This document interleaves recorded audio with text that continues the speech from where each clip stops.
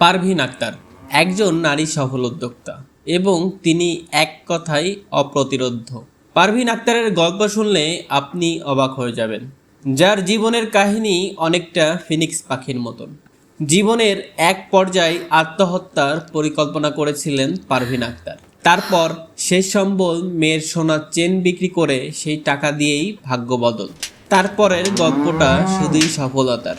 মাত্র 11 বছর বয়সে বিয়ে হয়ে যায় পারভীন আক্তারের। 11 বছর বয়সে বিয়ে হয়েছে। পারভীন আক্তার তার পরিবারের কাছে জোয়ারি স্বামীর ব্যাপারে কিছু বললে শুধু বলতো অ্যাডজাস্ট করে নাও।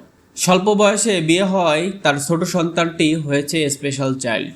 জোয়ারি স্বামী জোয়ার টাকা জোগাড় করতে না পেরে পারভীন আক্তার ও তার সন্তানকে বিক্রি করে দিয়েছিলেন। এক পর্যায়ে জোয়ারি স্বামীর সাথে বনিবনা না হওয়ায় বিবাহ বিচ্ছেদ ঘটে পারভীন আক্তারের এবং শুরু হয় চরম অভাবের। এমন অবস্থা হয়েছিল যে বাসে ওঠার টাকা ছিল না এবং সন্তানসহ তাকে 3 দিন না খেয়ে থাকতে হয়েছিল। ঘরে এক মুঠো চাল ছিল না। চরম হতাশায় তিনি এবং তার 3 সন্তানকে নিয়ে বিষ খেয়ে আত্মহত্যার পরিকল্পনা করেছিলেন, এমনকি খাবারে বিষ মিশিয়েছিলেন পর্যন্ত। তিনি নিজের মনকে বুঝিয়ে আরও কঠিন হয়ে শুরু হয়েছিল এক সফলতার গল্প। যার হারানোর কিছু নেই, তার আবার কিসের ভয়। কাজের সন্ধানে কোনো একদিন রমনা পার্কের গেটে বুঝতে পেরেছিলেন এখানে দুধের অনেক চাহিদা রয়েছে। অভাবের তাড়নায় ও ব্যবসা করার লক্ষ্যে সন্তানের গলায় শেষ সোনার চেইন মাত্র 6,000 টাকা বিক্রি করে সেটা দিয়ে দুধের ব্যবসা শুরু করেন পারভীন আক্তার। ব্যবসার শুরুতে অনেক লাঞ্ছনা সহ্য করতে হয়েছিল পারভীন আক্তারের। এমনকি এক খরিদ্দার তার মাথায় দুধ ঢেলে দিয়েছিলেন। এত বাধা সত্ত্বেও তিনি দমে যাননি। 4 দিনে 150 লিটার দুধ বিক্রির মধ্য দিয়ে প্রথম সফলতা আসে। সেই টাকা দিয়ে তিনি একটি ছোট্ট গাভী কিনেন এবং সেই গাভীর বাচ্চা দিয়ে পরবর্তীতে তিলে তিলে ডেয়ারি ফার্ম গড়ে তোলেন। তারপরের গল্পটা সফলতার।